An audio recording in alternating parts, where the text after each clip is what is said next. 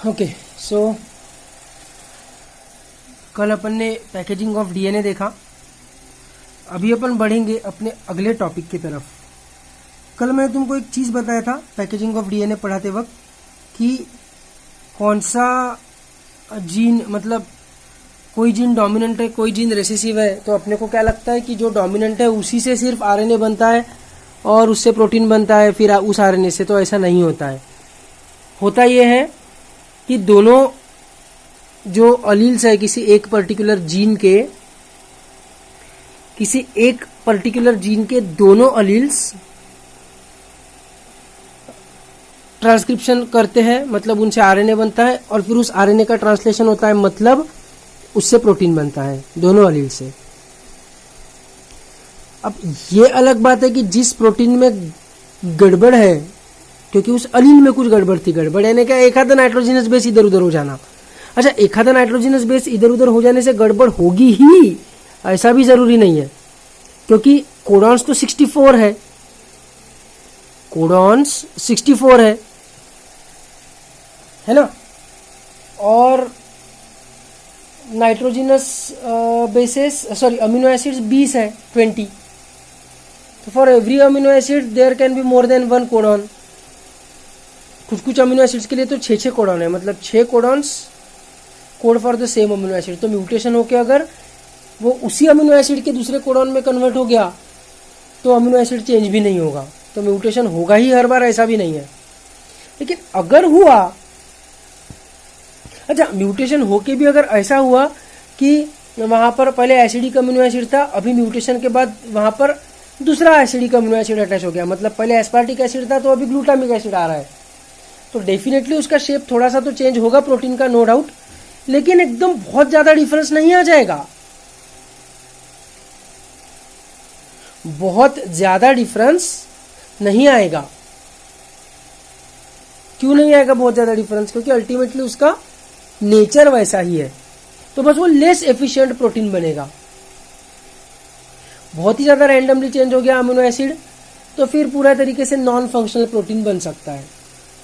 ठीक है, तो अपने पास 2 अलील्स रहते हैं, अपन डिप्लॉयड है, तो एक अपने को नॉर्मल अलील मिला और एक अपने को नॉन फंक्शनल अलील भी मिला, तो भी टेंशन नहीं है, नॉर्मल अलील से नॉर्मल प्रोटीन तो बन ही जाएगा ना, प्रोटीन तो बन ही जाएगा, वो पर्टिकुलर रिएक्शन तो बॉडी में हो ही जाएगी और अपने को डिजीज नहीं होगा। अब मेंडल को ये लगा कि ये वाला अलील डोमिनेंट है, तुमको भी वैसे ही लगता है कि वो डोमिनेंट है, उस अलील में कुछ खासियत है ऐसा तुमको लगता है, उसमें कुछ खासियत नहीं है।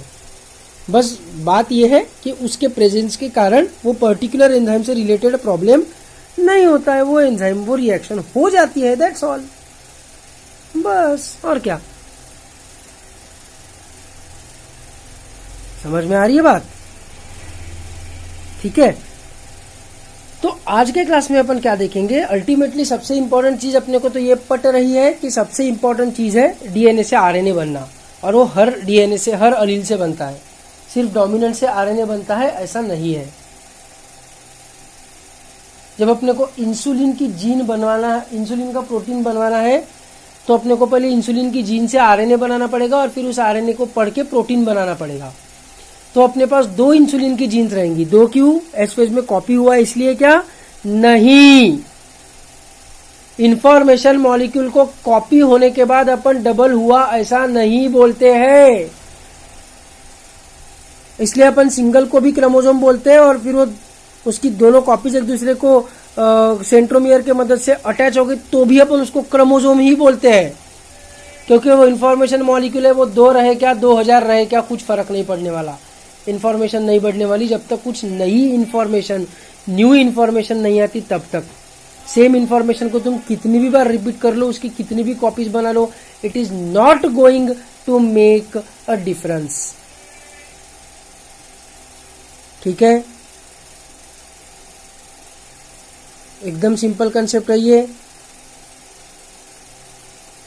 तो जब मैं 2 इंसुलिन की जीन्स बोल रहा हूं तो मैं होमोलॉगस वाली बोल रहा हूं, मतलब मदर से जो डीएनए आया है उसके ऊपर भी इंसुलिन की जीन है, फादर से जो डीएनए आया है उसके ऊपर भी इंसुलिन की जीन है।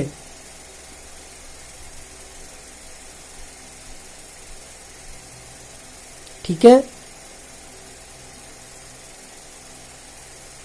तो दोनों इंसुलिन की जीन्स का ट्रांसक्रिप्शन होगा, मतलब दोनों से आरएनए बनेगा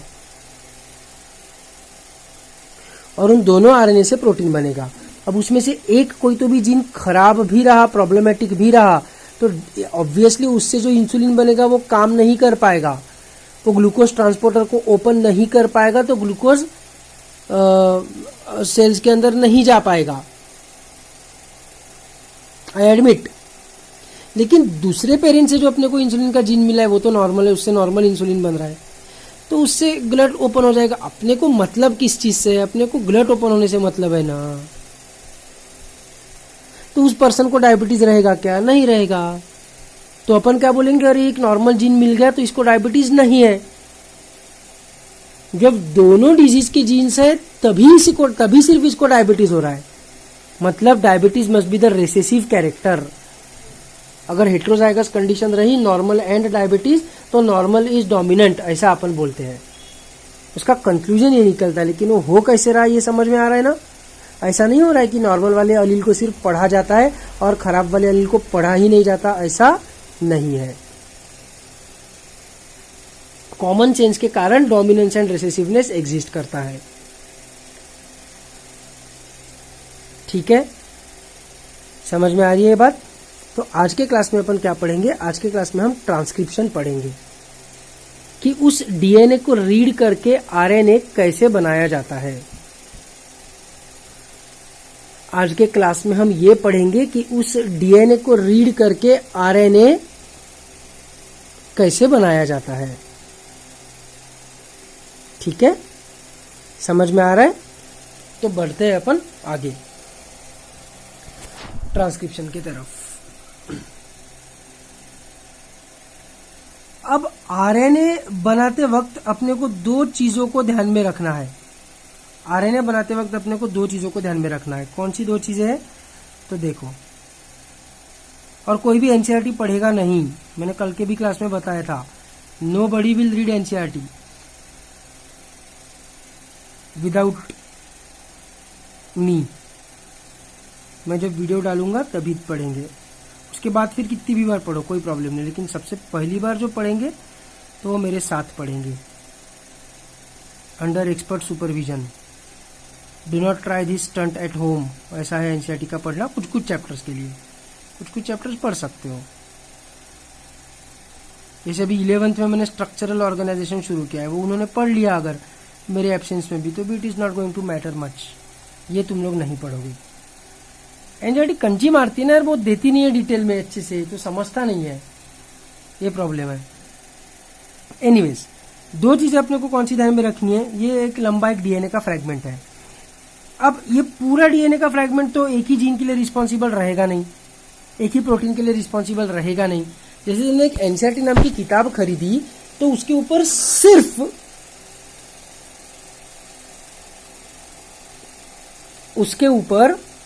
एनसीईआरटी की किताब में सिर्फ एक चैप्टर तो दिया नहीं रहेगा, बहुत सारे चैप्टर्स दिए रहेंगे, बहुत सारे चैप्टर्स की इंफॉर्मेशन रहेगी। वैसी एक डीएनए मॉलिक्यूल के ऊपर एक ही प्रोटीन की इंफॉर्मेशन थोड़ी रहेगी, मल्टीपल प्रोटीन्स की इंफॉर्मेशन रहेगी। ठीक है ना। तो उसमें से सपोज अपने को इंसुलिन बनवाना है, सपोज अपने को इंसुलिन बनवाना है। अब इतने बड़े डीएनए में सपोज यहां से लेकर यहां तक इंसुलिन का जीन है, लेट अस अज्यूम यहां से लेकर यहां तक इंसुलिन कैसे बनाने का इसकी इंफॉर्मेशन है। उस इंफॉर्मेशन को अपन इंसुलिन का जीन बोलेंगे। यहां से लेकर यहां तक सपोज हीमोग्लोबिन बनाने की इंफॉर्मेशन है तो अपन उसको हीमोग्लोबिन का जीन बोलेंगे। यहां से लेकर यहां तक सपोज टायरोसिनेज एंजाइम कैसे बनाने का उसकी इंफॉर्मेशन है तो अपन उसको टायरोसिनेज का जीन बोलेंगे। जिसकी इंफॉर्मेशन उसका जीन। अरे जिस चीज की इंफॉर्मेशन वो चैप्टर का नाम। प्लांट किंगडम की इंफॉर्मेशन दे रहे होंगे तो उस चैप्टर को अपन प्लांट किंगडम बोलते हैं। एनिमल किंगडम की इंफॉर्मेशन दे रहे होंगे तो उस चैप्टर को अपन एनिमल किंगडम बोलते हैं, उतने पेजेस को। तो इंसुलिन कैसे बनाने का 3-3 के कोडॉन्स में पढ़ते हैं ना अपन इन तीनों को पढ़ेंगे, फिर इन तीनों को पढ़ेंगे, फिर इन तीनों को पढ़ेंगे, फिर इन तीनों को पढ़ेंगे, फिर इन तीनों को पढ़ेंगे, फिर इन तीनों को पढ़ेंगे, ऐसा। इस पे लिखा है एलेनिन चिपकाओ तो यहाँ पर ऐसा एलेनिन लगेगा, इधर लिखा है वैलिन चिपकाओ तो वैलिन लगेगा, इधर लिखा है ग्लाइसिन चिपकाओ तो ग्लाइसिन चिपकेगा। जो इन्फॉर्मेशन यहाँ पर लिखी है उसके हिसाब से अपन उस सीक्वेंस में उन पर्टिकुलर अमीनो एसिड्स को जोड़ते जाएंगे, उस पर्टिकुलर सीक्वेंस में उन पर्टिकुलर अमीनो एसिड्स को जोड़ते जाएंगे तो इंसुलिन का प्रोटीन तैयार हो जाएगा। क्या फालतू कंसेप्ट है, बहुत ईजी है एकदम, कुछ भी मुश्किल नहीं है इसमें, है ना, बहुत ही ईजी कंसेप्ट है। इस तरीके से इंसुलिन का प्रोटीन तैयार हो जाएगा। लेकिन यहां पर अपने को दो चीजें क्या ध्यान में रखने की है ट्रांसक्रिप्शन में, ट्रांसक्रिप्शन करते वक्त, कि अपने को एग्जैक्टली ट्रांसक्रिप्शन मतलब आरएनए बनाने की प्रोसेस वहीं से शुरू करनी पड़ेगी जहां से इंसुलिन का जीन शुरू हो रहा है। तुमने इधर से अगर ट्रांसक्रिप्शन की प्रोसेस शुरू किया, इधर से अगर ट्रांसक्रिप्शन की प्रोसेस शुरू किया तो कोई मतलब नहीं है। तुमको स्टार्ट ऑफ द जीन देखना पड़ेगा कि जीन की शुरुआत कहां से हो रही है, जीन स्टार्ट कहां से हो रहा है, ठीक है। दूसरी बात, मैंने तुमको डीएनए के स्ट्रक्चर वाले वीडियो में बताया था कि डीएनए के दोनों स्ट्रैंड्स इंफॉर्मेशन कैरी नहीं करते हैं, इंफॉर्मेशन किसी एक ही स्ट्रैंड पे रहती है, इंफॉर्मेशन किसी एक ही स्ट्रैंड पे रहती है। Information is present on only one strand which is called as template strand. दूसरा स्ट्रैंड सिर्फ प्रोटेक्शन के लिए है। प्रोटेक्शन के लिए है मतलब क्या है कि वो जो ओरिजिनल टेम्पलेट स्ट्रैंड है उसने खुद के साथ कॉइलिंग नहीं कर लेने को ना, सेल्फ लाइगेशन या सेल्फ कॉइलिंग से बचाने के लिए दूसरा स्ट्रैंड है। एक तो हाइड्रोजन बॉन्डिंग कर वो सेल्फ लाइगेशन कर लेगा, ऊपर से नाइट्रोजनस बेसिस जो है वो हाइड्रोफोबिक है, तो पानी से बचने के लिए वो डीएनए और कॉइल हो ही जाएगा। तो वैसा कॉइलिंग होने से रोकने के लिए अपन क्या करते हैं, सामने दूसरा स्ट्रैंड बना देते हैं, तो दोनों स्ट्रैंड मिलकर हेलिकल स्ट्रक्चर बना लेते हैं, है ना। हेलिकल स्ट्रक्चर तो बना लेते हैं, लेकिन इंफॉर्मेशन के मामले में दूसरे वाले स्ट्रैंड का कोई ऐसा काम खास नहीं है। खास क्या मतलब, काम ही नहीं है इंफॉर्मेशन के मामले में, प्रोटेक्शन में है। इसलिए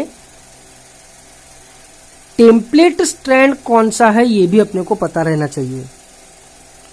तुम बात को समझो यार, तुम सीरियसली ले नहीं रहे हो, चीजों को सीरियसली समझ नहीं रहे हो।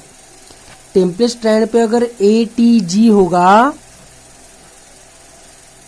3' to 5', तो नॉन टेम्पलेट स्ट्रैंड पे मतलब उसके कॉम्प्लीमेंट्री स्ट्रैंड पे, उसके सामने वाले स्ट्रैंड पे, उसके अपोजिट वाले स्ट्रैंड पे 3' to 5', अगर टेम्पलेट स्ट्रैंड पे 3' to 5' ATG है तो कॉम्प्लीमेंट्री स्ट्रैंड पे 3' to 5' CAT रहेगा।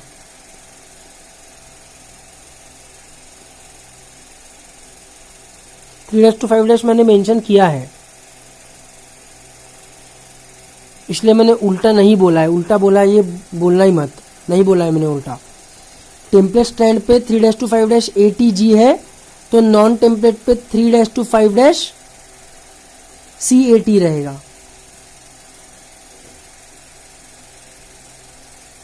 सोच लो, बना के देख लो, अगर नहीं जम रहा होगा तो 3' to 5' लिखो, और याद रखना कि सामने वाला स्ट्रैंड कॉम्प्लीमेंट्री रहता है, तो सामने वाले का भी अपन ने 3' to 5' ही बोला है, तो कहां से कहां लिखना पड़ेगा सोच लो तुम लोग, बना के देख लो दो स्ट्रैंड्स।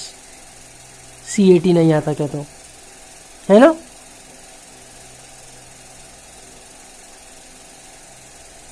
तो ATG किसी और अमीनो एसिड के लिए रिस्पॉन्सिबल रहेगा, CAT किसी और अमीनो एसिड के लिए रिस्पॉन्सिबल रहेगा। कभी ये वाला स्ट्रैंड पढ़ लेते, कभी ये वाला स्ट्रैंड पढ़ लेते, ऐसा नहीं चलेगा। टेम्पलेट स्ट्रैंड कोई एक ही रहेगा। तो ट्रांसक्रिप्शन के वक्त अपने को क्या करना पड़ेगा,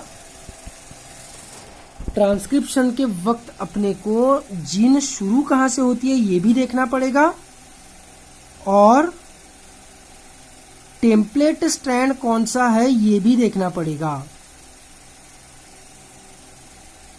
टेम्पलेट स्ट्रैंड कौन सा है ये भी देखना पड़ेगा, बराबर। तो ये दोनों चीजों के लिए अपने पास क्या अपने पास क्या प्रेजेंट रहता है, अपने पास प्रमोटर रहता है। प्रमोटर कहां पर रहेगा, स्टार्ट ऑफ द जीन में।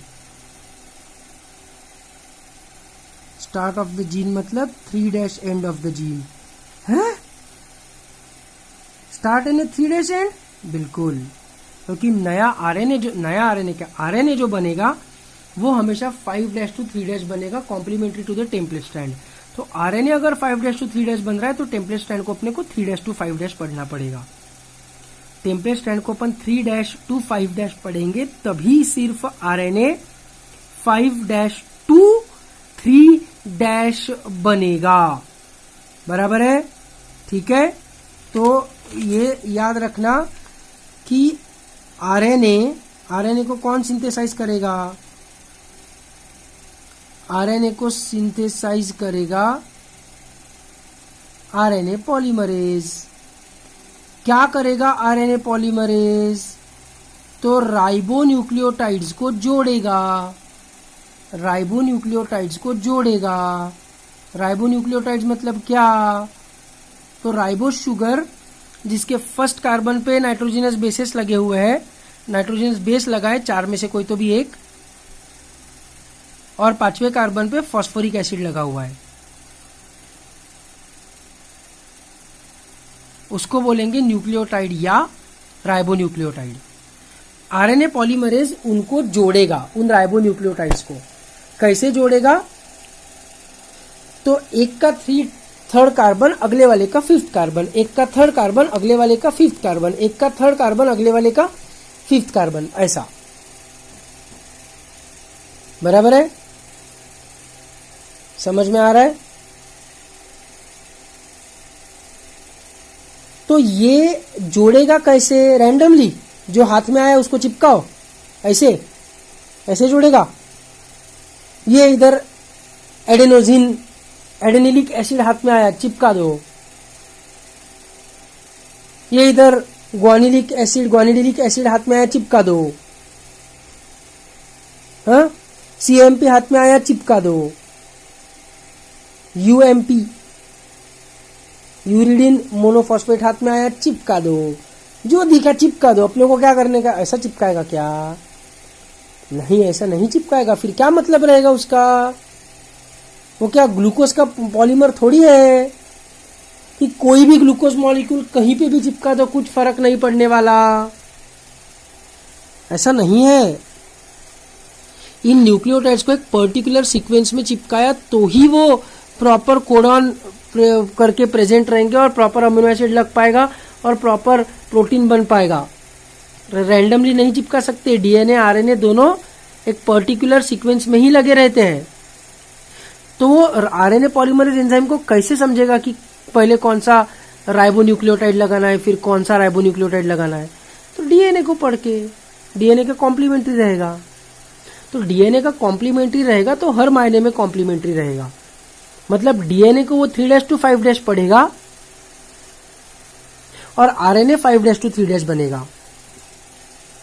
ठीक है, तो व्हाट वी विल से कि RNA which is synthesized by RNA polymerase is always formed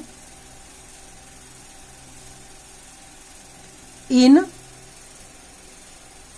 5' to 3' direction. It is always formed in 5' to 3' direction. 5' to 3' direction मतलब क्या, तो ध्यान से सुनेंगे एकदम मेरी बात। देखो ये एक राइबोन्यूक्लियोटाइड है। कैसे पता चला राइबोन्यूक्लियोटाइड है, क्योंकि सेकंड कार्बन पे OH है, डीऑक्सी नहीं है। अब इसके नीचे 5th कार्बन अटैच हो गया अगले राइबोन्यूक्लियोटाइड का। फिर से इसके 3rd कार्बन के नीचे 5th कार्बन अटैच हो गया अगले राइबोन्यूक्लियोटाइड का, है ना। ऐसा नीचे नीचे एडिशन होते जा रहा है। तो इसका जो 5' एंड है वो तो फ्री है, मतलब ये 5' एंड हो गया, और चेन किस तरफ बनते जा रही है, 3' की तरफ बनते जा रही है। ऐसे ऐसे ऐसे ऐसे ऐसे चेन बनते जाएगी, और जब कभी ये चेन रुकेगी, जब कभी ये चेन का फॉर्मेशन रुकेगा, तो ये इसका 3' फ्री एंड रहेगा। मतलब चेन कहाँ से कहाँ तक बनी, चेन बनी 5' से लेकर 3' तक, चेन बनी 5' से लेकर 3' तक। तो अपन बोलेंगे कि नया आरएनए हमेशा 5' to 3' बनेगा। क्या सिंपल है। पर ऐसा करने के लिए उसको डीएनए को 3' to 5' पढ़ना पड़ेगा। मतलब डीएनए को वो कैसे पढ़ेगा,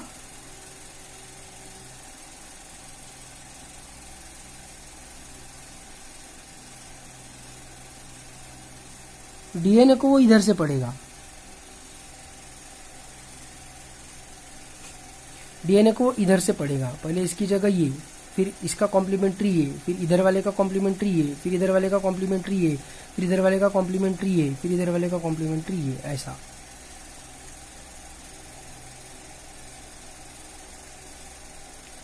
ऐसा पढ़ेगा ना, ऑब्वियसली कॉमन सेंस की बात है ये। तो मैंने डीएनए इधर बनाना चाहिए था, ठीक है, डीएनए इधर बनाना चाहिए था, ताकि इसका नाइट्रोजनस बेस बराबर ये डीएनए के नाइट्रोजनस बेस के सामने आया रहता। पर भावनाएं तुमको समझ रही है, इधर समझ लो डीएनए।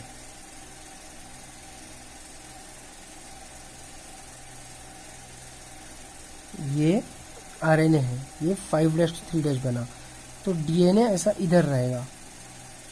और डीएनए कैसा रहेगा, डीएनए को अपन रीड करेंगे 3' to 5', डीएनए को अपन ऐसा पढ़ेंगे, है ना। डीएनए को अपन ऐसा पढ़ेंगे, ऐसा रहेगा डीएनए। ये इधर नाइट्रोजनस बेस, इधर अगर ए है तो आरएनए में क्या लगेगा, बोलो थायमिन। वैसे मोबाइल में से हाथ डाल के कनपट मारूंगा, एक थायमिन बोला तो आरएनए में क्या लगेगा, यूरेसिल, क्योंकि आरएनए में थायमिन नहीं रहता है, थायमिन की जगह यूरेसिल रहता है, ऐसा है ना। समझ में आ रहा है ना। फिर 5th कार्बन, यहां पर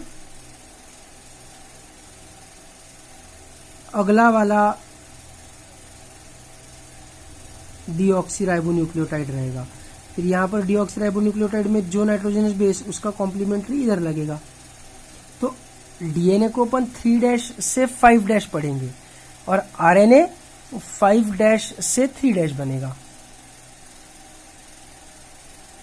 तो टेम्पलेट स्ट्रैंड को कभी भी अपन 3' to 5' पढ़ेंगे। टेम्पलेट स्ट्रैंड को अपन कैसा पढ़ेंगे, 3' to 5', ठीक है। लेकिन main question remains as it is. Main question ये है कि अपने को कैसे पता चलता है कि टेम्पलेट स्ट्रैंड कौन सा है। ऊपर नीचे दाएं बाएं वाली कोई कंसेप्ट नहीं है सेल के अंदर। ये ऊपर नीचे दाएं बाएं वाली जो कंसेप्ट है ना, ये किसी की कोई तो भी चीज को ध्यान में रखते हुए है कि तुम्हारे लेफ्ट में दीवार है, राइट में दरवाजा है, किसी ऑब्जेक्ट को ध्यान में रखते हुए। सेल तो स्पेरिकल है यार, उसमें कोई दरवाजा नहीं है, कोई दीवार नहीं है, कुछ विंडो नहीं है, कुछ नहीं है, स्पीयर है, सेंटर में न्यूक्लियस है, वो भी स्पेरिकल है, उसके अंदर पड़ा हुआ है। ऊपर क्या, नीचे क्या, दाएं क्या, बाएं क्या, कुछ लॉजिक नहीं है उसमें। ऊपर नीचे दाएं बाएं ऐसा नहीं रहता सेल के अंदर। सेल के अंदर क्या रहता है, reducing end, non reducing end. Cell के अंदर क्या रहता है, एन टर्मिनल, सी टर्मिनल, है ना। सेल के अंदर क्या रहता है, 5' 3', लेफ्ट राइट ऊपर नीचे, ऐसा नहीं सोचने का। तो कौन से स्टैंड को अपने को 3' to 5' पढ़ने का है,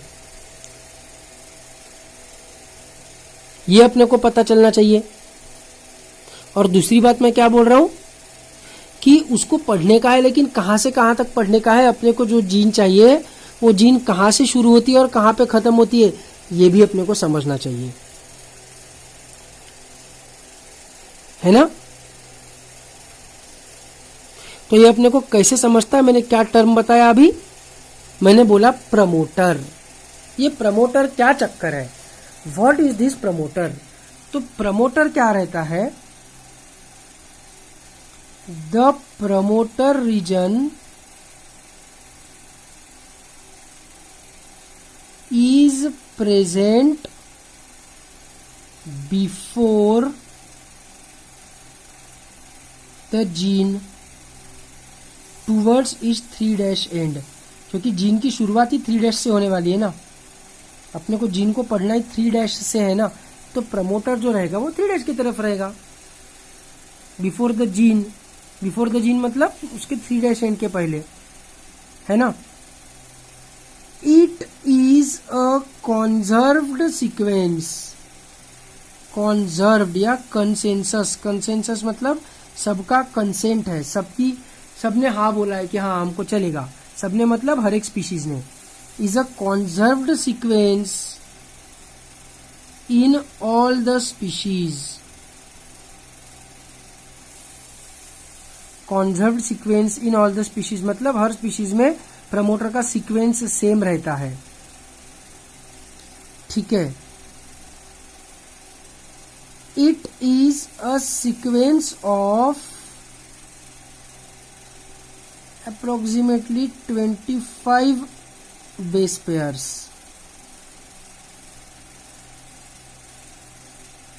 ठीक है। It is a sequence of approximately 25 base pairs. अगर तुमने जीन का जो पहला नाइट्रोजिनस बेस है, अगर तुमने कॉमा जीन का जो पहला नाइट्रोजिनस बेस है उसको 1 कंसिडर किया, if the first nitrogenous base of the gene is considered 1, तो उसके राइट साइड वाले को, राइट साइड नहीं, सॉरी, सेल के अंदर राइट साइड, लेफ्ट साइड, ऊपर नीचे ऐसा कुछ नहीं होता है। उसके 5' वाले एंड की तरफ जो बाजू वाला न्यूक्लियोटाइड रहेगा उसको तुम 2 नंबर दोगे, उसके बाद वाले को 3 नंबर दोगे, उसके बाद वाले को 4 नंबर दोगे। जैसे जैसे अपन आगे आगे बढ़ेंगे, जीन जैसे जैसे अपन रीड करने लगेंगे, और जीन के पहले का जो सीक्वेंस रहेगा मतलब टूवर्ड्स 3' उसको तुम क्या बोलोगे? -1, -2, -3, -4, -5, जस्ट लाइक नंबर लाइन यार। उसमें क्या है, बस एक बात है कि नंबर लाइन में 1 और -1 के बीच में 0 होता है।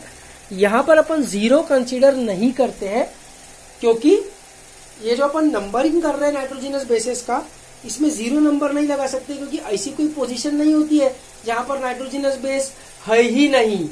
ऐसा तो नहीं है ना, नाइट्रोजिनस बेस तो कंटिन्यूअसली है, नाइट्रोजिनस बेसिस तो कंटिन्यूअसली प्रेजेंट है। ऐसी कोई पोजीशन ही नहीं है जहां पर नाइट्रोजिनस बेस गायब है। जैसे अपने दांतों में बीच में अगर कोई दांत टूटा हुआ रहा तो खिड़की तैयार हो जाएगी, वैसा डीएनए में नहीं है ना कि A T G C G T A, फिर बीच में एक न्यूक्लियोटाइड है जिसके ऊपर नाइट्रोजिनस बेस ही नहीं है, फिर उसके बाद अगले न्यूक्लियोटाइड में फिर से नाइट्रोजनस बेस चालू हो गया, बीच में खिड़की है, ऐसा थोड़ी होगा। हर एक न्यूक्लियोटाइड पे नाइट्रोजनस बेस तो रहता ही है। मतलब नाइट्रोजनस बेसिस हर 3.4 नैनोमीटर पे, मतलब 34 एंगस्ट्रॉम पे, गड़बड़ किया क्या मैंने?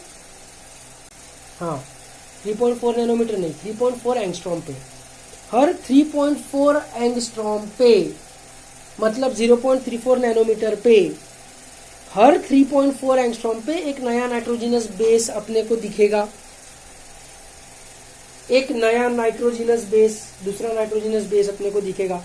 नाइट्रोजिनस बेसिस कंटिन्यूअस है ना। तो मैं क्या बोल रहा हूं कि ऐसा डीएनए है, या अपना पिछला वाला डायग्राम यूज करते हैं ना, यहां से इंसुलिन की जीन शुरू हो रही है कि नहीं, यहां पे खत्म हो रही है। तो इसको अगर अपन ने 1 बोला, ये वाला जो बेस पेयर है, इस बेस पेयर को अगर हमने 1 बोला, इधर 3' है सपोज, इधर 5' है, ऊपर वाला 3' है, ऊपर नीचे कुछ नहीं होता है, 3' 5', तो इधर 5' रहेगा और इधर 3' रहेगा।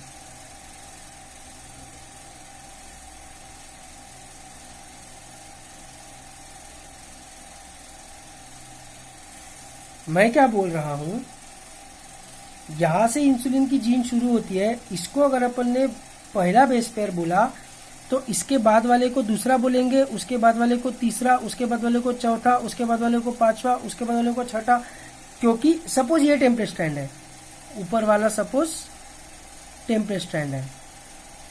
देखो यार, अभी मेरे को ना ऊपर नीचे बोलना ही पड़ रहा है, क्योंकि अपने भाषा में, ह्यूमन बींग्स के भाषा में ऊपर नीचे इज द ओनली टर्म, लेकिन यहाँ पर सेल के अंदर ऊपर नीचे ऐसा कुछ नहीं होता है, ओनली 3' to 5' एंड 5' to 3' होता है। ये नॉन टेम्परेट स्ट्रैंड है। तुम इसको भी ऐसा पढ़ के आरएनए बना सकते हो बायोलॉजिकली, और इसको इधर से इधर पढ़ के आरएनए बना सकते हो, लेकिन अपने को सिर्फ ऊपर वाले को, मतलब टेम्पलेट स्ट्रैंड को 3' to 5' पढ़ के आरएनए बनाना है। ये यूजलेस है, इसकी इंफॉर्मेशन किसी काम की नहीं है।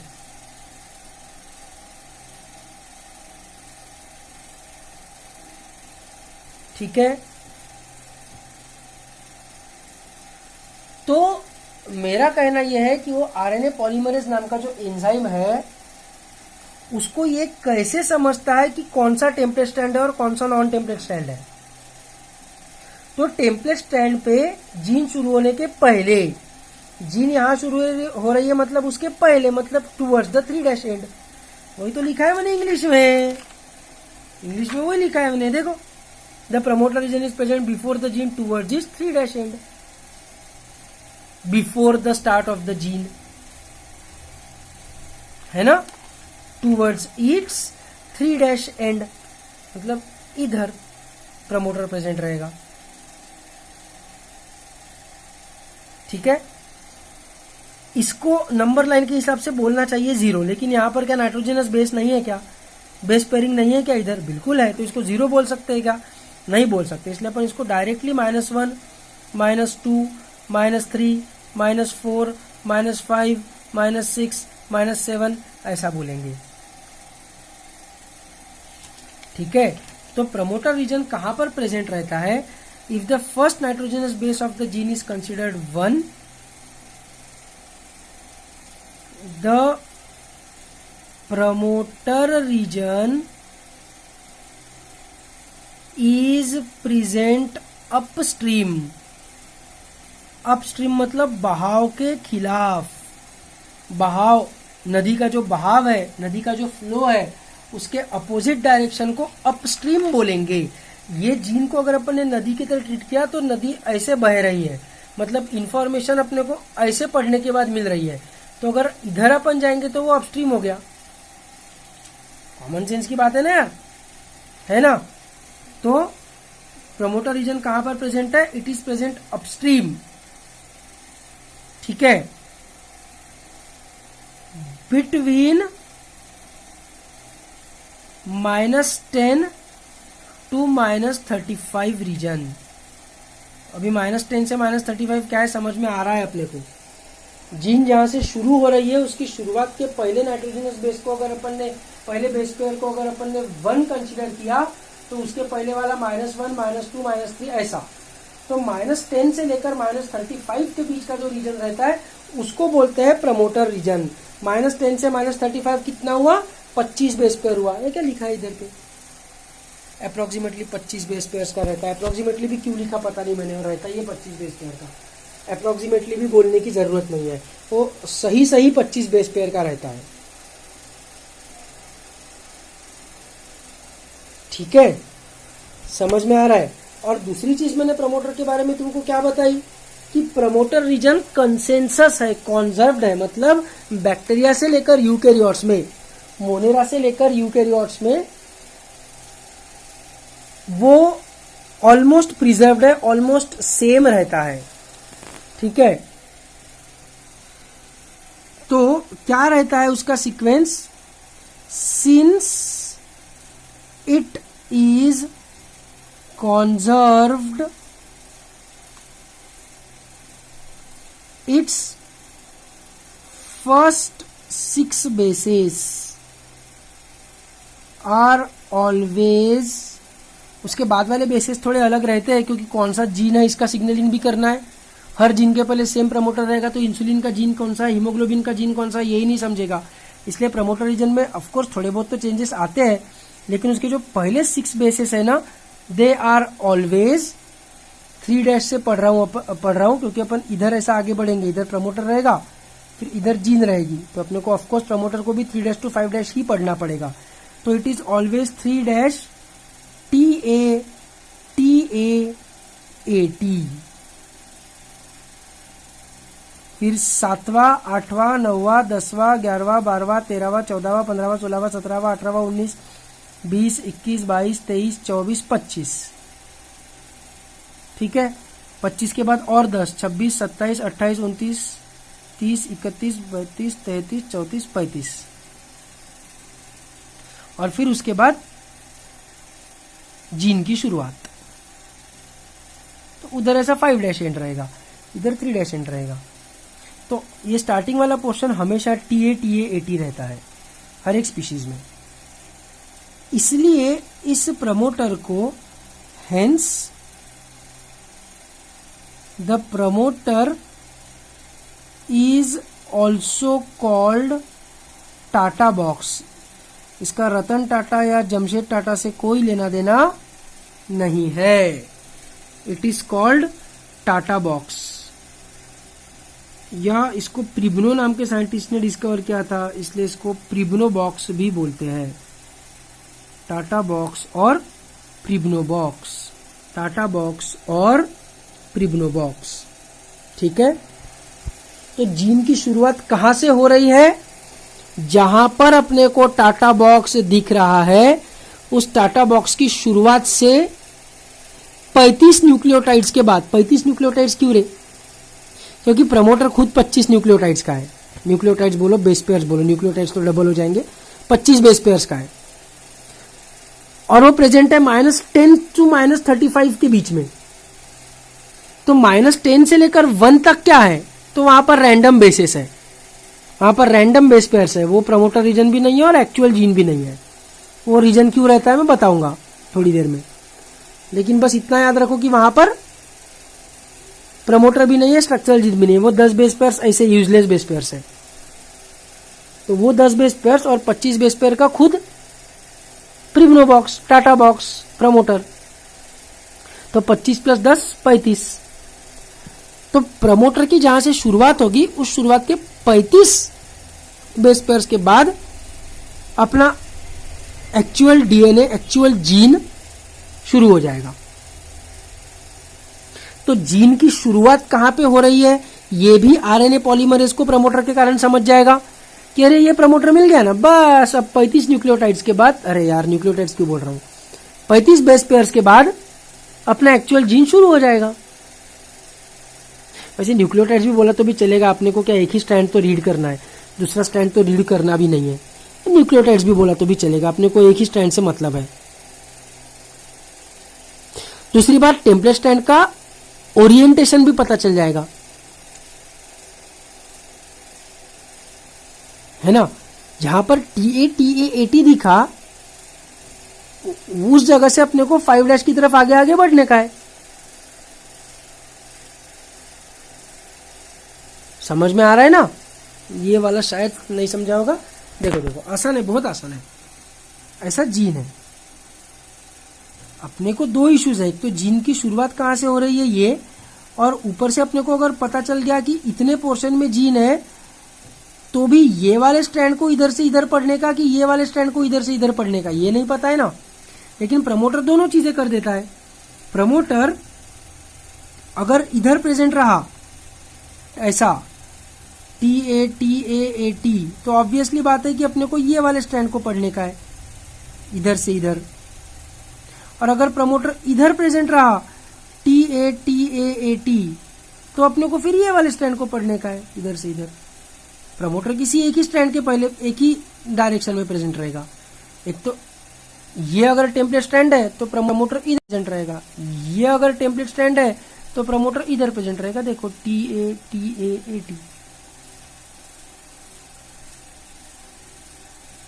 है ना। ऐसा नहीं बोलने का कभी कि जीन को लेफ्ट टू राइट पढ़ा जाता है, अरे भगवान ऐसा नहीं बोलने का, प्लीज आई बेग यू, ऐसा नहीं बोलने का। जीन को कहां से कहां पढ़ा जाता है, प्रमोटर का अपोजिट क्या रहेगा, ATA TTA। इसको कोई गिनेगा क्या, नहीं। इंपॉर्टेंट सीक्वेंस कौन सा है, ये। जीन को कहां से पढ़ा जाता है, तो जहां पर TA AT दिखता है उसके 5' एंड की तरफ, 5' एंड की तरफ आफ्टर 35 न्यूक्लियोटाइड्स जीन को पढ़ा जाता है। ऐसा लेफ्ट राइट नहीं बोलने का। अभी अपने को 3 लैंग्वेजेस आती है, हिंदी, इंग्लिश, मराठी, मेरे को तो भी एटलीस्ट, ठीक है।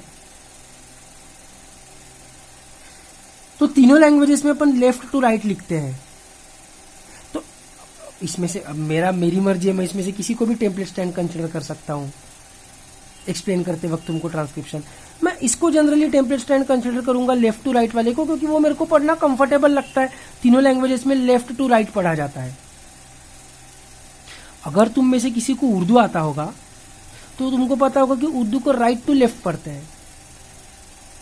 तो उर्दू मीडियम स्कूल्स में जब ट्रांसक्रिप्शन पढ़ाया जाता होगा तो वहां पे जो टीचर रहता होगा वो इसको टेम्पलेट स्टैंड कंसिडर करता होगा, यहां पर प्रमोटर बनाता होगा TATA उस टीचर को और उन स्टूडेंट्स को, दोनों को वो ज्यादा कंफर्टेबल लगता होगा। तो ये left to right, right to left वगैरह ये सब ह्यूमन बीइंग्स ने बनाई हुई चीजें हैं। ये सेल के अंदर, न्यूक्लियस के अंदर मैटर नहीं करती लेफ्ट राइट ऊपर नीचे। सेल के अंदर क्या मैटर करता है कि 3' to 5' के इधर है और 3' to 5' तो दोनों स्टैंड्स पे है, लेकिन प्रमोटर कौन से वाले 3' to 5' के पहले है। जिस 3' to 5' के पहले प्रमोटर रहेगा उस 3' to 5' को अपन टेम्पलेट स्टैंड बोलेंगे। उस 3' to 5' को हम टेम्पलेट स्ट्रैंड बोलेंगे, है ना। लेफ्ट राइट ऊपर नीचे ऐसा नहीं सोचने का गधे समान। एनाफेज के वक्त क्रोमोसोम्स कहां जाते हैं, तो ऊपर की तरफ जाते हैं। हट, क्या ऊपर की तरफ, ऐसा नहीं बोलने का। सेंटर से पोल्स की तरफ जाते हैं बोलने का। क्रोमोसोम्स सेंटर से पोल की तरफ जाते हैं, ऐसा बोलने का, ठीक है। ऊपर नीचे आगे पीछे लेफ्ट राइट दाएं बाएं ये सब अपन ने बनाए हुए कंसेप्ट है अपने अंडरस्टैंडिंग के लिए। सेल को ये सब डायरेक्शंस नहीं समझते हैं, कीप दिस इन माइंड। तो जीन की शुरुआत कैसे होती है, कहां से होती है, कौन से वाले स्टैंड को पढ़ने का है 3' to 5', ये दोनों चीजें अपने को कौन बताता है, प्रमोटर बताता है। ये पार्ट अपने को समझ में आ गया, ठीक है। दूसरा पार्ट RNA पॉलीमरेज नाम का जो एंजाइम है वो बेसिकली करता क्या है, ये भी अपने को समझ में आ गया है। RNA पॉलीमरेज DNA को 3' to 5' पढ़ता है। DNA पे एडेनिन होगा तो इधर यूरेसिल वाला न्यूक्लियोटाइड लगाएगा। DNA पे अगर थाइमिन होगा तो इधर एडेनिन लगाएगा, न्यूक्लियोटाइड लगाएगा, डीऑक्सी न्यूक्लियोटाइड नहीं लगाएगा। दोनों के बीच में बॉन्ड बना देगा। इधर अगर ग्वानिन होगा तो इधर साइटोसिन वाला, इधर साइटोसिन होगा तो इधर ग्वानिन वाला, और 5' 3' ऐसे बनाते जाएगा। तो इसका 5' खुला रहेगा और जब ये चेन खत्म होगी तो इसका 3' खुला रहेगा। मतलब अपन बोलेंगे कि RNA बना 5' to 3', और अपन बोलेंगे कि ये बनाने के लिए अपन ने DNA को पढ़ा 3' to 5'। ठीक है, समझ में आ रहा है। तो बेसिक चीजें तो अपने को ट्रांसक्रिप्शन की समझ गई। अब एक चीज है लेकिन कि ऐसा इतना सिंपल अगर रहा तो RNA पॉलीमरेज तो न्यूक्लियोप्लाज्म में घूमते रहेगा, और जब RNA पॉलीमरेज DNA को अटैच होगा कहीं पर भी ट्रांसक्रिप्शन, किसी भी जीन का ट्रांसक्रिप्शन करना चालू कर देगा। ऐसा नहीं होना चाहिए। इसलिए जो RNA polymerase core enzyme, core enzyme मतलब बस वो एंजाइम का प्रोटीन, RNA पॉलीमरेज नाम के एंजाइम का protein. Core enzyme is also called as apo enzyme. Core enzyme is also called as apo enzyme. Core enzyme is also called as apo enzyme.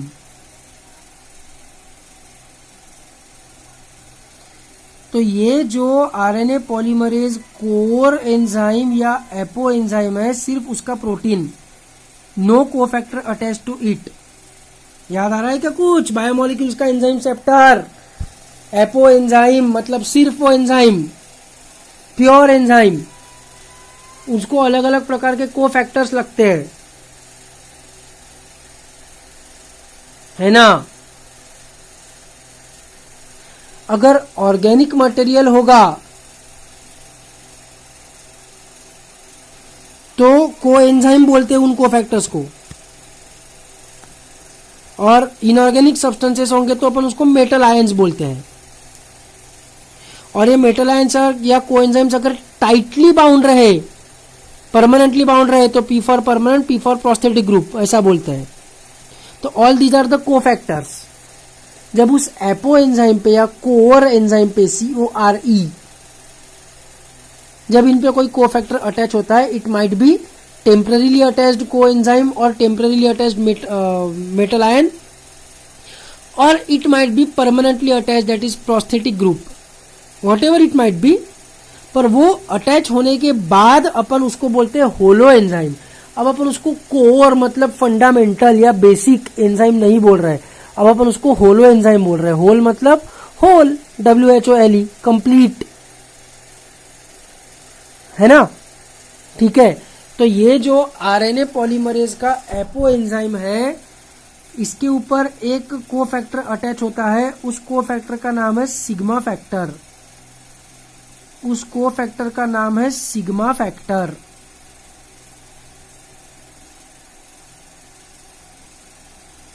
तो वो attach होने के बाद बनता है RNA पॉलीमरेज होलो एंजाइम, उसके बाद बनता है RNA polymerase holo enzyme. Whole मतलब कंप्लीट, समझ में आ रहा है। Only after attachment of sigma factor, only after attachment of sigma factor can the RNA polymerase, only after attachment of the sigma factor can the RNA polymerase recognize the promoter region। Sigma factor attach होने के पहले वो promoter को identify नहीं कर सकता है। Promoter को आइडेंटिफाई करने के लिए सिग्मा फैक्टर का अटैचमेंट कंपलसरी है। प्रमोटर के आइडेंटिफिकेशन के लिए सिग्मा फैक्टर का अटैचमेंट कंपलसरी है। मतलब sigma factor helps in recognition of the promoter region. So let us see कि अभी ट्रांसक्रिप्शन में होता क्या है। अब DNA है,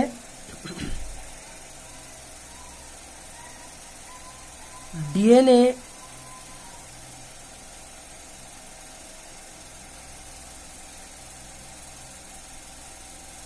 ऑफ कोर्स अपन लेफ्ट टू राइट पढ़ेंगे, अपने को ज्यादा कंफर्टेबल वो पड़ता है, ठीक है। बाकी लेफ्ट टू राइट का कोई लेना देना नहीं है, मैटर करता है 3' to 5'। तो ये अपने लिए अपना टेम्पलेट स्टैंड रहेगा, क्योंकि अपन लेफ्ट टू राइट पढ़ेंगे। और ऐसे भी पढ़ सकते हैं, दैट डजंट मैटर। ऐसे सीधा भी बना सकता हूँ DNA को, ऐसा डायगोनल भी बना सकता हूँ। ओनली मैटर्स इज 3' to 5', ठीक है। तो अब ये रहेगा प्रमोटर। सपोज यहाँ पर है प्रमोटर TA AT, तो यहाँ पर रहेगा ATA TTA। इसका कोई काम नहीं है अपने को ये मैटर करता है। अब RNA पॉलीमरेज क्या होगा? RNA polymerase holo enzyme, RNA polymerase holo enzyme will attach itself on the promoter। Promoter region पे RNA पॉलीमरेज होलो एंजाइम खुद को अटैच कर लेगा। होलो एंजाइम मतलब क्या है अपने को पता है, उसको सिग्मा फैक्टर आके अटैच होना, है ना। अब ये जो एंजाइम है RNA polymerase holo enzyme, the enzyme will break the hydrogen bonds and will open the region where it is attached. समझ में आ गया होगा। अब इसको हिंदी में ट्रांसलेट करके नहीं बताऊंगा, मैं डायग्राम बना दूंगा लगे तो। इतने पोर्शन को वो ओपन कर देगा जितने पोर्शन पे आरएनए पॉलीमरेज एंजाइम अटैच्ड है। ठीक है, ये है आरएनए पॉलीमरेज। इतने पोर्शन को उसने ओपन कर दिया क्योंकि यहाँ के जो हाइड्रोजन बॉन्ड्स थे ये और ये इतने पोर्शन के, उसको उसने तोड़ दिया। इसके कारण क्या बनेगा, ये जो स्ट्रक्चर दिख रहा है ना, दिस रिजल्ट्स, दिस मतलब ये हाइड्रोजन बॉन्ड तोड़ के ऐसे डीएनए को खोलना। This results in the formation of transcription bubble. This results in the formation of transcription bubble. ऐसा ऐसा बबल तैयार होगा ना, तो इसको बोलेंगे ट्रांसक्रिप्शन बबल।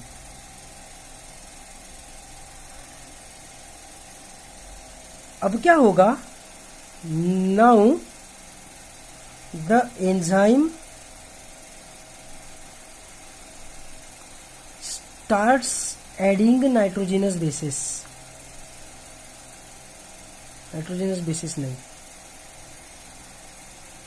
एक काम करता हूं, रुको, इसके पहले एक चीज बता देता हूं। The events mentioned are called initiation. ये सब जो पार्ट है इसको बोलते हैं initiation.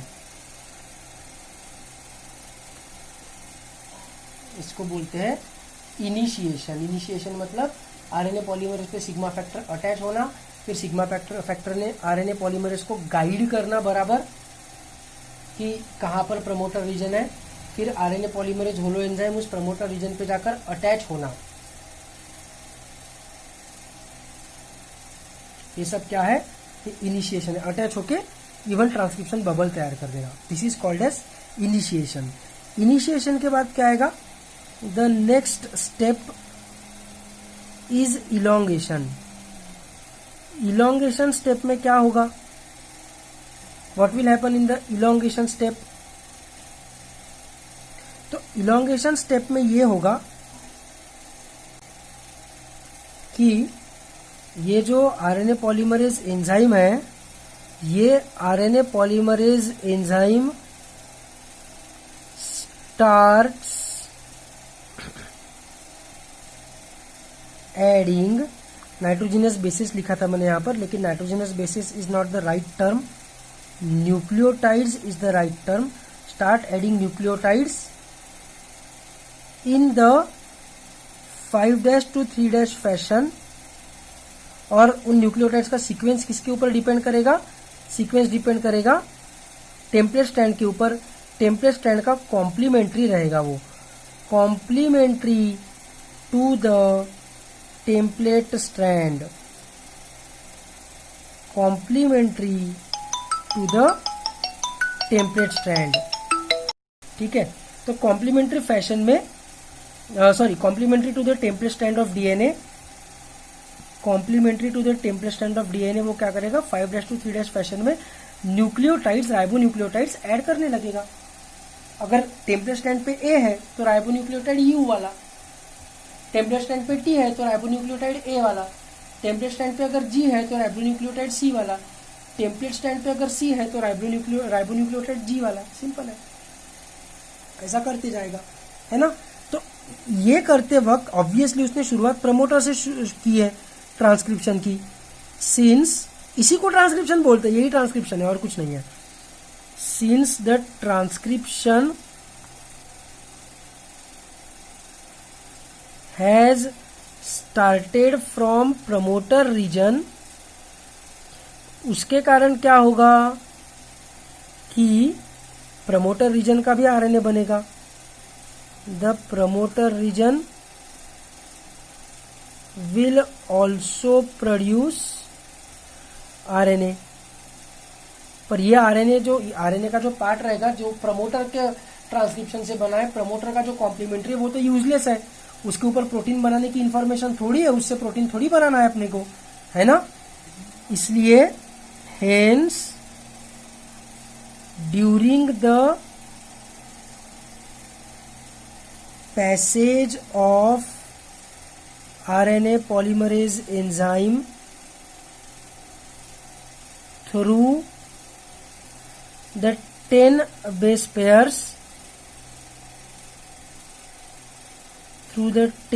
pairs separating the promoter and structural gene.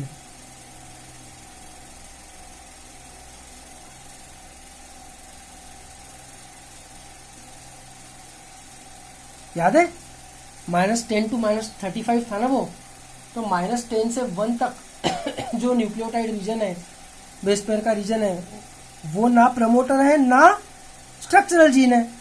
तो उतने रीजन में जब ये एंजाइम पास हो रहा होता है आरएनए पॉलीमरेज होलो एंजाइम, तो वो क्या करता है, देखो ध्यान से सुनो, during the passage of RNA polymerase enzyme through the 10 base pairs, कौन से 10 बेस पेयर्स, तो वो 10 base pairs which are separating the promoter and structural gene, the enzyme releases both the RNA formed till now and the sigma factor। अभी sigma factor का क्या काम है आपको, अपने को हो गया, अपने को बस अभी वो प्रमोटर को आइडेंटिफाई करने के लिए सिग्मा फैक्टर का काम था, वो काम हो गया। तो sigma factor as well as अब तक का प्रमोटर को जो उसने ट्रांसक्राइब कर लिया है उतना आरएनए उसको वो छोड़ देता है, इसको बोलते हैं रिलीज। सिंपल मतलब साइंटिफिकली भी इसको रिलीज बोलते हैं। The process of release takes place at, तो it takes place at the 10 base pairs which separate the promoter and the structural gene. ठीक है, अब क्या होता है, now the enzyme reaches the actual gene पे एंजाइम रीच करेगा और उसका ट्रांसक्रिप्शन चालू हो जाएगा, एंड उसका मतलब एक्चुअल जीन का, स्ट्रक्चरल जीन का, and it's transcription starts, it's transcription begins. वैसे ट्रांसक्रिप्शन बबल बनेगा, वो भी एक चीज बता देता हूं। As the enzyme moves forward, the transcription bubble, as the enzyme moves forward, the transcription bubble created before closes automatically। Common sense है ना यार, क्लोजेस ऑटोमेटिकली। ये देखो, ये ऐसे डीएनए खुला, ये आरएनए इधर आगे बढ़ गया, अब इधर ट्रांसक्रिप्शन बबल तैयार हो जाएगा, ये वाला जो 2 स्ट्रैंड्स है ये अपने आप बंद हो जाएंगे, क्योंकि उनमें कॉम्प्लीमेंटरिटी है। उसके लिए कोई रॉकेट साइंस नहीं लगता, कॉमन सेंस लगता उसके लिए, वो बंद हो जाएगा। ऐसा करते करते करते करते क्या होगा, this process continues until the enzyme, that is the holo enzyme, reaches the end of the gene।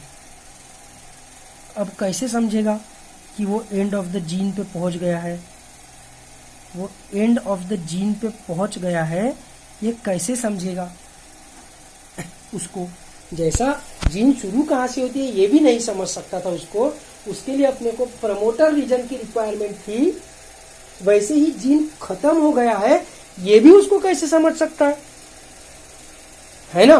कोई भी यार, मैंने अगर तुमको बोला कि, अगर बोला क्या, बोलने ही वाला हूँ अभी, कि ये चैप्टर होने के बाद अपन मोल बायो की टेस्ट लेंगे, वेडनेसडे को या सैटरडे को जब भी लेंगे, तो तुम मोल बायो पढ़ोगे एनसीईआरटी में से, तो एनसीईआरटी में से तुम पढ़ोगे, तुमको कैसे पता चलेगा कि मोल बायो कहाँ से शुरू हुआ है। तो तुमको पता चलेगा, क्योंकि मॉलिक्यूलर बेसिस ऑफ इनहेरिटेंस ऐसा टाइटल लिखा रहेगा, वो हो गया प्रमोटर। और तुमने पढ़ना चालू किया और पूरी एनसीईआरटी खत्म कर डाली, ऐसा तो करोगे नहीं, चैप्टर खत्म होने के बाद रुक जाओगे। तुमको कैसे पता चलेगा चैप्टर रुक गया है? क्योंकि उसके बाद द एंड लिखा रहता है या फिर एक्सरसाइजेस चालू हो जाती है ना। तो वैसे इधर भी है, जीन चालू कहां से हुआ ये बताने के लिए प्रमोटर लगाया था अपन ने।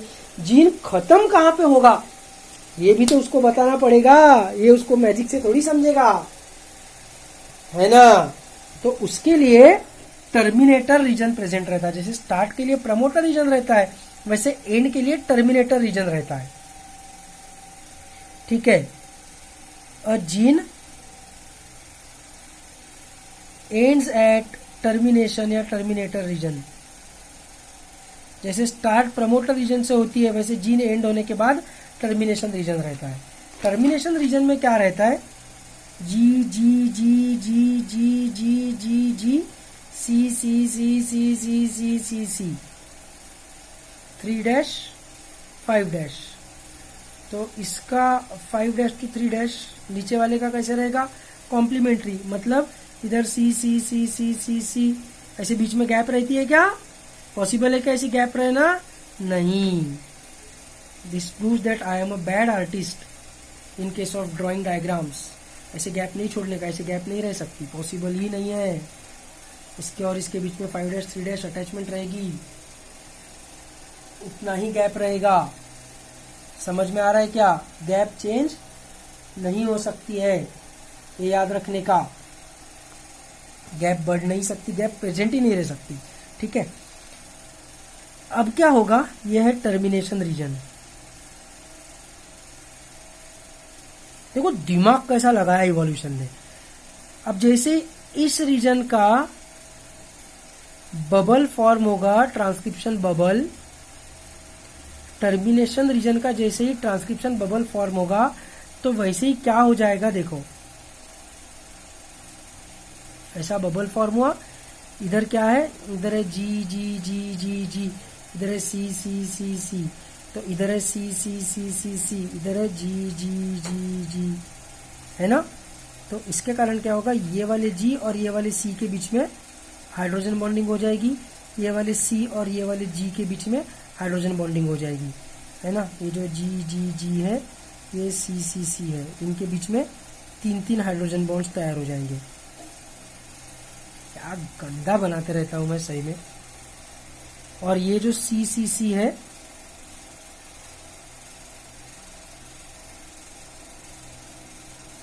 ये ऐसा लूप तैयार हो जाएगा 3-3 हाइड्रोजन बॉन्ड्स का। देखो जहां पर अपने को तोड़ना था डीएनए को, वहां पर अपन ने TA मतलब 80 बेस पेयर्स यूज किए, उनके बीच में 2 ही हाइड्रोजन बॉन्ड्स रहते हैं। तो प्रमोटर को ओपन करने में आरएनए पॉलीमरेज एंजाइम को हेल्प होती है। और यहाँ पर क्या होता है? यहाँ पर ये लूप तो बन जाता ही है, नो डाउट। ऊपर से ये लूप में जो जीजी और सीसी है उसमें 3-3 हाइड्रोजन बॉन्ड्स रहते हैं, तो उसको तोड़ने के लिए और ज्यादा एनर्जी लगेगी। तो आरएनए पॉलीमरेज एंजाइम इसका बबल बनाएगा, लेकिन वो बबल ऐसा फॉर्म ले लेगा, लूप फॉर्मेशन हो जाएगा, लूप फॉर्मेशन हो जाएगा।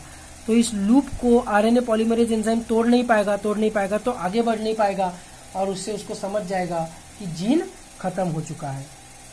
समझ में आ रहा है? तो टर्मिनेशन रीजन कैसे वर्क करता है? द टर्मिनेशन रीजन, अब मैं पूरा डिस्क्रिप्शन नहीं देता हूं क्योंकि यहाँ पर डायग्राम से समझ ही गया है। ठीक है, पहले ही क्लास थोड़ा लंबा हो गया है आज का, तो मैं फटाफट निपटाता हूँ। क्या होता है? The termination region forms a loop which the enzyme cannot break and thus further elongation stops। अब elongation तो स्टॉप हो गया, लेकिन आरएनए पॉलीमरेज एंजाइम जो फंस गया है अभी ये लूप फॉर्मेशन के कारण आगे नहीं बढ़ पा रहा है, उसको निकालना भी पड़ेगा, और इस लूप को ठीक करके वापस उस डीएनए को अपने नॉर्मल शेप में रिस्टोर भी तो करना पड़ेगा, ये भी तो करना पड़ेगा ना। तो उसके लिए क्या होगा? अभी रो फैक्टर आएगा। Rho factor helps in rho, RHO physics में आता होगा यार, पता होगा रो वगैरह, है ना, सिग्मा फैक्टर, रो फैक्टर। तो रो फैक्टर ये अगेन एक को फैक्टर हो गया आरएनए पॉलीमरेज का। रो factor helps in removal of RNA जो बना है अब तक, फिर RNA polymerase and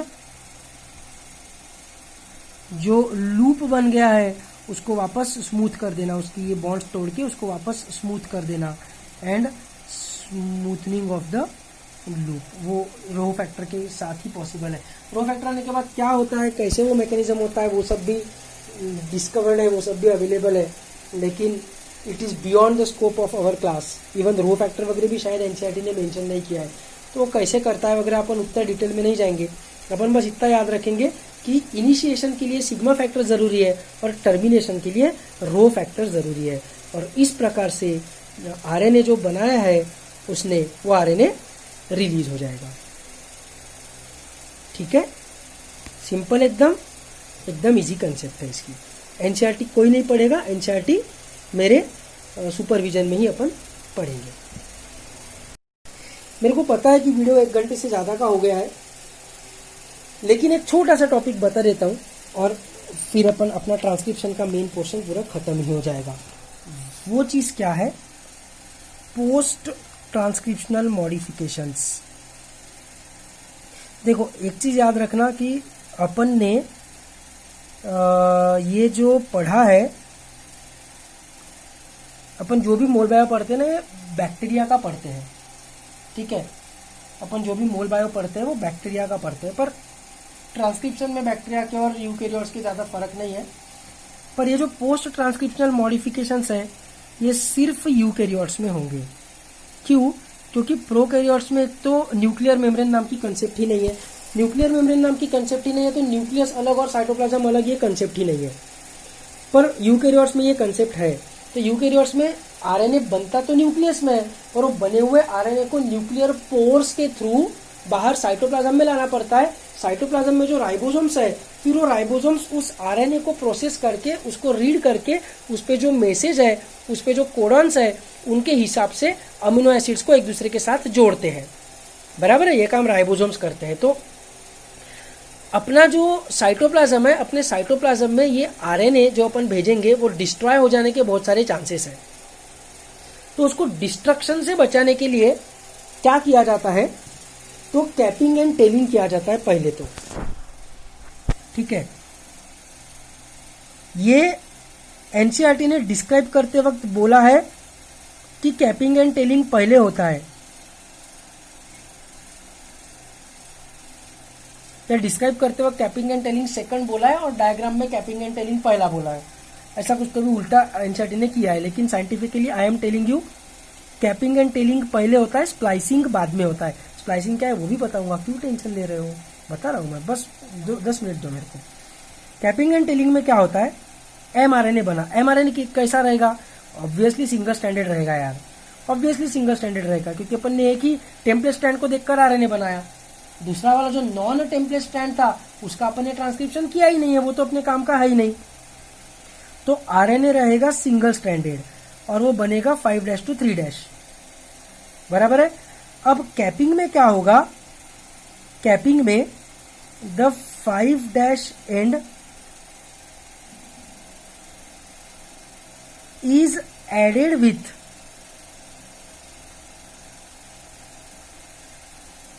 seven methyl guanosine.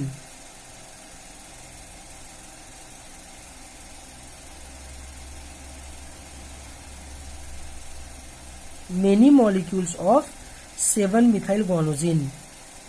This is called capping. This is called capping. ठीक है, तो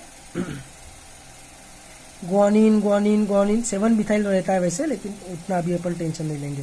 ग्वानिन ग्वानिन ग्वानिन ग्वानिन ऐसा लगा देंगे 5' एंड पे, इसको बोलेंगे कैपिंग।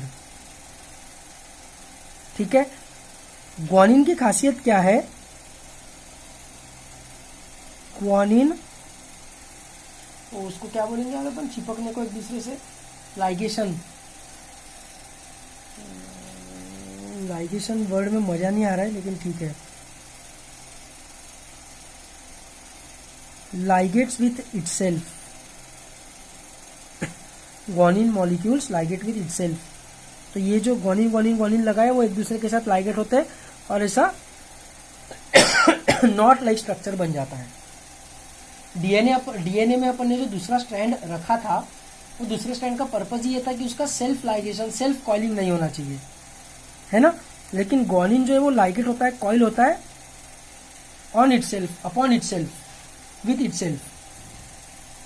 तो ऐसा एक दूसरे के साथ ही कॉइल हो जाएगा। हाइड्रोजन बॉन्ड ऐसा नहीं बनता है, लेकिन उसकी टेंडेंसी है गॉनिन की कि पॉलीगॉनिन वाले गॉनिन गॉनिन गॉनिन गॉनिन का अगर तुमने न्यूक्लियोटाइड्स लिए बहुत सारे, तो वो कॉइल करते ही है खुद के अराउंड, उनकी वो खासियत है वैसी, ठीक है। तो वो पूरा ऐसा एक दूसरे के साथ कॉइल कर देंगे और एक नॉट लाइक स्ट्रक्चर बन जाएगा। एंड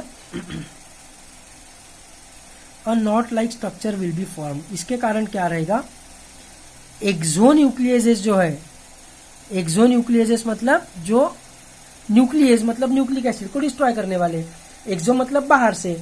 अगर तुम ऐसा इधर से कट करते गए, इसको इसको इसको एक एक करके रिमूव करते गए, तो वो एक्सोन्यूक्लियस एक्टिविटी हो गई। और तुमने सीधा अगर ऐसा रफ से सेंटर में काटा, तो वो एंडोन्यूक्लियस एक्टिविटी हो गई। रफ से ऐसा सेंटर में काटा तो वो एंडोन्यूक्लियस एक्टिविटी हो गई। जैसे रिबन काटते हैं ना इनॉग्रेशन के वक्त, वो एंडोन्यूक्लियस हो गया। साइड से काटते गए तो एक्सोन्यूक्लियस हो गया। तो एक्सोन्यूक्लियस जो है वो इसको डिस्ट्रॉय नहीं कर पाएंगे क्योंकि ग्वानिन की नॉट रहेगी, तो इसको प्रोटेक्शन मिलेगा, ठीक है।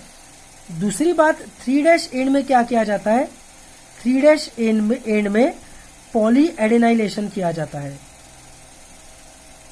मतलब नाम में लिखा है पॉली एन है बहुत सारा, एडेनाइलेशन एन ए, तो इसमें कौन से न्यूक्लियोटाइड्स ऐड किए जाएंगे, तो एडेनोजिन वाले, एडेनोजिनिक क्या adenylic acid, adenylic acid adenylic acid adenylic acid मतलब एडेनोजिन मोनोफॉस्फेट, ए ऐसा जोड़ा जाएगा। तो इसको बोलेंगे tailing. This is called as tailing. इसका भी वही पर्पज है कि अगर डिस्ट्रक्शन हुआ भी, एक्सोन्यूक्लियस ने 3' एंड को डिस्ट्रॉय किया भी, वैसे एक्सोन्यूक्लियस 3' एंड से एक्ट नहीं करते, मोस्टली 5' एंड से ही एक्ट करते, पर अगर किया भी तो भी ये जो फालतू के अपन ने लगाए हुए न्यूक्लियोटाइड से यही डिस्ट्रॉय होंगे।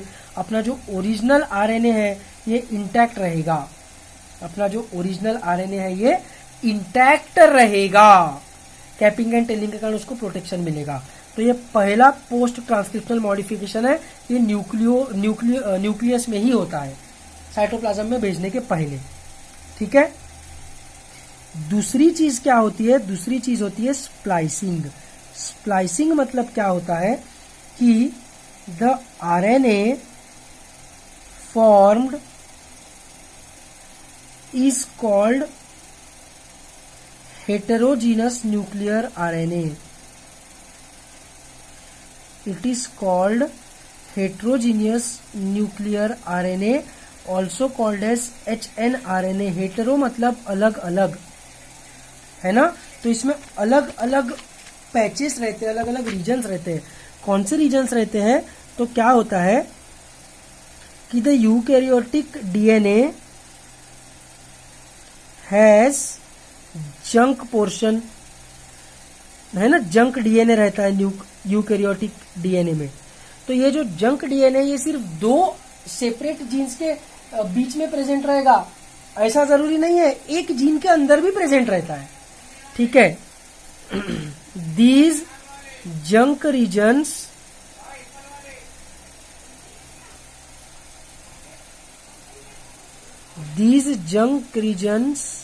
are also present inside the gene। मतलब जीन कैसे रहेगी, इंसुलिन की जीन है सपोज, तो उसके जो नाइट्रोजिनस बेसिस है, उसका जो सीक्वेंस है वो ऐसा डायरेक्ट नहीं रहेगा। फिर रैंडम जंक डीएनए इंसुलिन, लेकिन उसके बीच बीच में जंक डीएनए है। समझ में आ रहा है ना, this is the junk region. ये क्यों रहता है, म्यूटेशंस को कंट्रोल करने के लिए। मतलब म्यूटेशन जंक डीएनए जितना ज्यादा रहेगा उतना म्यूटेशन होने की प्रोबेबिलिटी कम रहेगी, क्योंकि म्यूटेशन होगा भी तो जंक डीएनए ज्यादा है, तो म्यूटेशन भी जंक डीएनए पे ही होने की प्रोबेबिलिटी ज्यादा रहेगी और अपना जो एक्चुअल फंक्शनल डीएनए है वो बचा रहेगा। ठीक है, समझ में आ रहा है? तो इसको अपन बोलते हैं junk region. This junk region needs to be removed. This junk region needs to be removed, क्योंकि ये जब इस डीएनए से आरएनए बनेगा तो आरएनए में भी तो ये पोर्शन भी तो आएगा ही ना यार। आरएनए पॉलीमरेज को समझता है क्या कि इसको नहीं पॉलीमराइज करना, ये जंक डीएनए। आरएनए पॉलीमरेज पढ़ा लिखा आदमी है क्या? उसको सीक्वेंस समझता है क्या इंसुलिन के जीन का? अगर आरएनए पॉलीमरेज जो एक प्रोटीन का टुकड़ा है उसको ऐसा सीक्वेंस समझा रहता है इंसुलिन के जीन का, तो फिर तो राइबोसोम को भी समझा रहता है, राइबोसोम भी प्रोटीन का टुकड़ा है। फिर तो ये डीएनए वगैरह की जरूरत ही नहीं पड़ी रहती, राइबोसोम ने सीधा ही अमीनो एसिड्स को एक पर्टिकुलर सीक्वेंस में ऐड करके प्रोटीन बना दिया रहता। इनको नहीं समझता है ना, इसको काम दिया है ट्रांसक्रिप्शन करने का। डीएनए पे ए दिखा तो इधर यू लगाने का, डीएनए पे टी दिखा तो इधर ए लगाने का, डीएनए पे जी दिखा तो इधर सी लगाने का, and so on. DNA 3' to 5' है, तेरे को 5' to 3' बनाना है, बस। उसको और कुछ नहीं समझता है। उसमें अगर कुछ घपला होगा, गलती हो गई होगी डीएनए में, तो उसको वो वैसे के वैसे ट्रांसक्राइब करेगा। उसको अक्कल नहीं है। तो ये जो बीच बीच का जो जंक डीएनए वाला पोर्शन है इसको भी वो ट्रांसक्राइब करेगा। ये जो बीच बीच में जो जंक डीएनए वाला पोर्शन है इसको भी वो ट्रांसक्राइब करेगा, और इसको भी ट्रांसक्राइब करने के कारण क्या होगा, तो hence RNA will also have these introns. In introns को बोलेंगे अपन, मतलब ये इंट्रॉन्स क्या है, तो ये जंक पोर्शन है। तो अपना जो आरएनए रहेगा वो एक्चुअली फंक्शनल आरएनए नहीं रहेगा। वो कैसा रहेगा, इतना पोर्शन एक्सॉन, इतना पोर्शन इंट्रॉन, फिर से एक्सॉन इंट्रॉन, ऐसा रहेगा। बीच बीच में ये इंट्रॉन वाला रीजन रहेगा जो जंक रहेगा, ये अपने को उखाड़ फेंकना है, ये रीजन अपने को उखाड़ के फेंकना है और इन एक्सॉन्स को जोड़ देना है, तब कहाँ फंक्शनल आरएनए बनेगा। अभी जो आरएनए बना है वो हेट्रोजीनस न्यूक्लियर आरएनए। हेट्रोजीनस क्योंकि उसमें एक्सॉन इंट्रॉन ऐसे हेटेरो यानी अलग अलग पार्ट्स है उस आरएनए के। समझ में आ रहा है? अब क्या होगा, स्प्लाइसियोसोम्स नाम के कुछ प्रोटीन्स रहेंगे। ठीक है, दीज प्रोटीन्स कंटेन आरएनए, और वो जो आरएनए है ना वो आरएनए कैटेलिटिक रहता है। कैटेलिसिस यानी क्या है तुमको पता है। कैटेलिसिस का काम कौन करते हैं, प्रोटीन्स करते हैं। ऑल एंजाइम्स और प्रोटीन्स अपन बोलते हैं। लेकिन ये जो स्प्लाइसियोसोम्स है इसमें आरएनए वाला जो पोर्शन है वो कैटेलिसिस शो करता है। इसमें आरएनए वाला जो पोर्शन है वो कैटेलिसिस शो करता है, प्रोटीन वाला पोर्शन कैटेलिसिस शो नहीं करता है।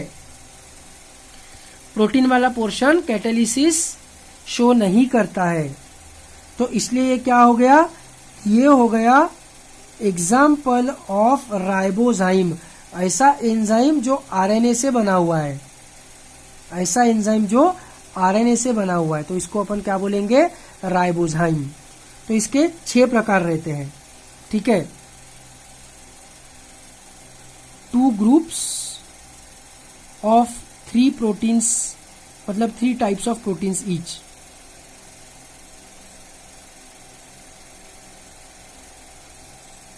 To groups with 3 types of proteins each. हर एक ग्रुप में 3-3 प्रकार के प्रोटीन रहेंगे, ऐसे 2 ग्रुप रहेंगे। तो ये स्प्लाइसियोसोम्स क्या करते हैं, ऐसा एक्सॉन है, ऐसा इंट्रॉन है, फिर से एक्सॉन है। ठीक है, ये पोर्शन इंट्रॉन है, ये पोर्शन एक्सॉन है। तो स्प्लाइसियोसोम्स क्या करते हैं, 3 स्प्लाइसियोसोम्स इधर अटैच हो गए, 3 स्प्लाइसियोसोम्स इधर अटैच हो गए। ठीक है, अब क्या होता है, the spliceosomes have affinity towards each other। affinity यानी attraction, the स्प्लाइसियोसोम्स have affinity towards each other. Affinity होने के कारण क्या होगा, ये स्प्लाइसियोसोम और ये स्प्लाइसियोसोम एक दूसरे की तरफ अट्रैक्ट होंगे, तो ये जो इंट्रॉन रहेगा ये ऐसा हो जाएगा।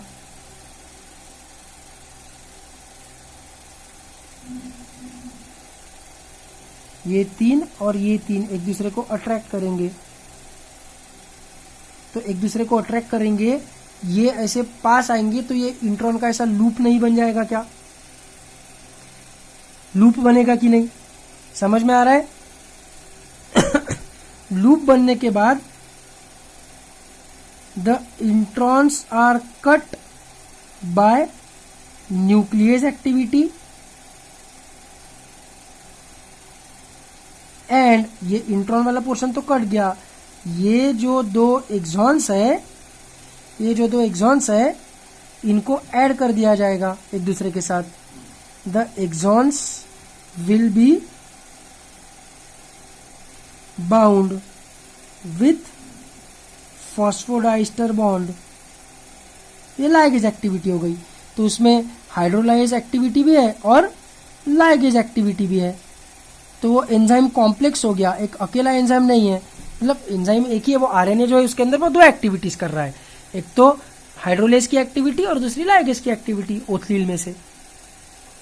समझ में आ रहा है? तो ऐसे एक्सॉन्स को जोड़ते जाएंगे और फिर उसके बाद फाइनली जो आरएनए बनेगा वो पूरे तरीके से फंक्शनल रहेगा, और उस फंक्शनल आरएनए को अपन बोलेंगे messenger RNA will be formed.